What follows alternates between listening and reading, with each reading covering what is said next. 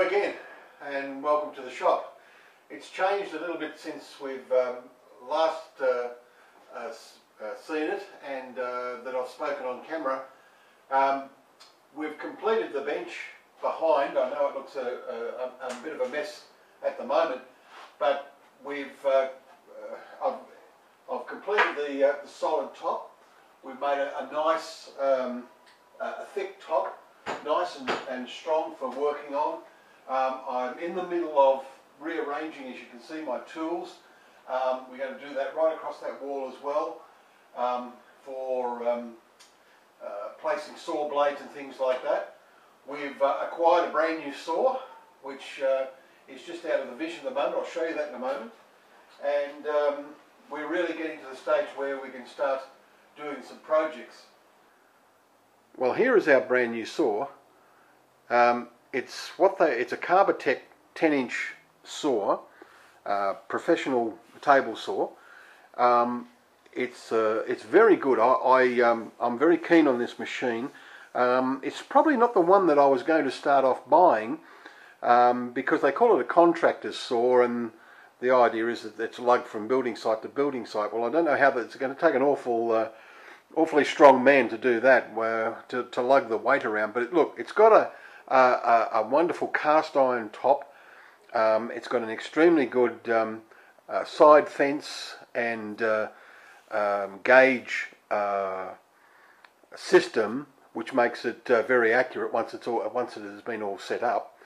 And the other thing that really attracted me to it was that it's one of the few contractors' saws that are able to take a dado blade set. Now, a dado blade set, for those who know, enables in one pass for it to make a trench in material up to about 19 millimeters or 3/4 of an inch wide. So that was probably the governing factor which made me buy the saw. Also, you can just have a look there at the on-off switch, which is just a straightforward thing. However, it's got a nice quick off button there, which if you're trying to hold material, you can either hit it with your hand or indeed just hit it with your knee if you need a pair of hands. And as I said before, being the fact that I'm in the shop on my own most of the time, that becomes very handy. Now, here's the table run out, which has been built to obviously to match the saw and become my workbench. And so, as you can see, if I'm ripping material down or sheet material, it becomes very handy then to have that running out the side there.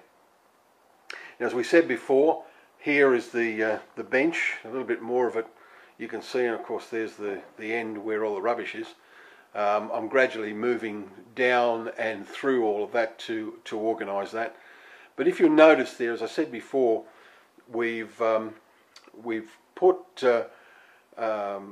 up the thickness of the top so that it is quite thick. It's about 36 millimeters or 1.5 inches, and I've put on some a solid hardwood edge right along there to protect the material, the MDF board, and to make a nice solid edge so that we can work right up to that edge or a clamp to that edge.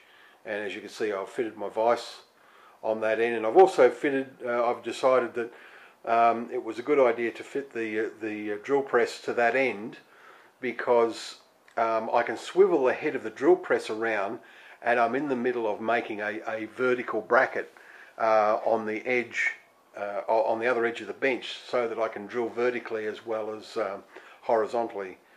But the other end of the bench, you can see while I'm drilling the hole here, is I'm putting a matrix of holes through the bench to take what they call bench dogs. Now, I've homemade this. You can buy commercially applied ones, but what I've done is I've drilled, and I'm drilling 22 millimeter holes just under an inch, and I'm getting this dowel from that size, and I'm just there. It's a 25 mil dowel or 1 inch dowel, and I'm just sanding the end of it, so that sanding it down to on an angle so that you've got a little plug that fits into the hole. Now, as you can see, here's where I was demonstrating before.